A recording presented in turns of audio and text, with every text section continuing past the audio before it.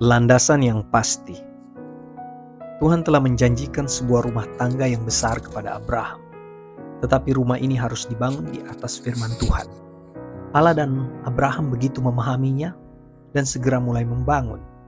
Yesus Kristus adalah fondasinya. Karena tidak ada fondasi yang lain yang dapat diletakkan manusia selain fondasi yang telah diletakkan, yaitu Yesus Kristus. Rumah Abraham adalah rumah Tuhan yang dibangun di atas dasar para rasul dan para nabi, dengan Yesus Kristus sendiri sebagai batu penjuru. Dan datanglah kepadanya batu yang hidup itu, yang memang dibuang oleh manusia, tetapi yang dipilih dan dihormati di hadirat Allah. Dan biarlah kamu juga dipergunakan sebagai batu hidup untuk pembangunan suatu rumah rohani bagi suatu imamat kudus, untuk mempersembahkan persembahan rohani yang karena Yesus Kristus berkenan kepada Allah. Sebab ada tertulis dalam kitab suci, sesungguhnya aku meletakkan di Sion sebuah batu yang terpilih, sebuah batu penjuru yang mahal, dan siapa yang percaya kepadanya tidak akan dipermalukan. 1 Petrus 2 ayat 4-6. Abraham percaya kepada Tuhan dan itu diperhitungkan kepadanya sebagai kebenaran. Roma 4 ayat 3. Mengapa? Karena iman berarti membangun di atas Tuhan dan firman-Nya. Dan itu berarti menerima kehidupan Tuhan dalam firman-Nya. Perhatikan dalam ayat-ayat yang terakhir dikutip dari Petrus, bahwa fondasi yang di atasnya rumah itu dibangun adalah batu hidup. Fondasinya adalah fondasi yang hidup, yang memberi kehidupan kepada mereka yang datang kepadanya. Sehingga rumah yang dibangun di atasnya adalah rumah yang hidup. Itu tumbuh dengan kehidupan dari fondasi itu. Percayalah kepada Tuhan Allahmu dan kamu akan tetap teguh.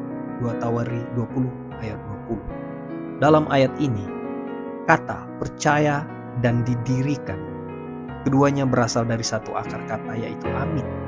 Dan kita dapat membacanya sebagai berikut. Bangunlah di atas Tuhan Allahmu supaya kamu akan dibangun. Tetapi dasar yang kita bangun adalah benar. Tuhan itu benar, bahwa Ia gunung batuku dan tidak ada ketidakbenaran padanya. Mazmur 92 ayat 16.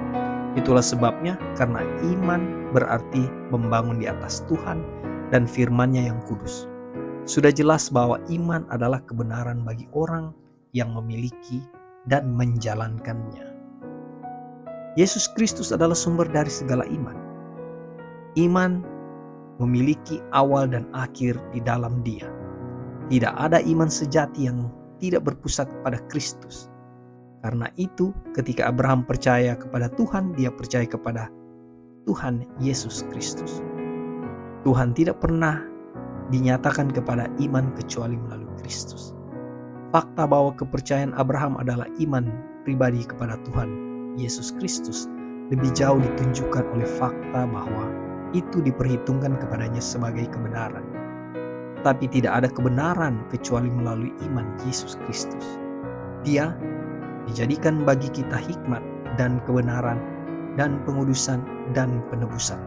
1 Korintus 1 ayat 30. Tidak ada kebenaran yang akan bernilai pada saat kedatangan Tuhan kecuali kebenaran melalui iman Kristus. Kebenaran yang berasal dari Tuhan oleh iman. Filipi 3 ayat 9. Tetapi karena Tuhan sendiri menganggap iman Abraham sebagai kebenaran, jelaslah bahwa imannya berpusat pada Kristus, yang di dalamnya dia dibenarkan. Dan ini menunjukkan bahwa janji Tuhan kepada Abraham hanyalah melalui Kristus. Benih itu hanya dapat diperoleh melalui iman Kristus, karena Kristus sendiri adalah benih itu. Keturunan Abraham yang akan menjadi seperti jumlah bintang-bintang, akan menjadi rombongan besar yang tak terhitung banyaknya, yang mencuci jubah mereka dengan darah anak domba. Bangsa-bangsa yang akan datang daripadanya akan menjadi bangsa-bangsa dari mereka yang diselamatkan. Dikutip dari buku Perjanjian Kekal, chapter 4 oleh A.J. Wagoner.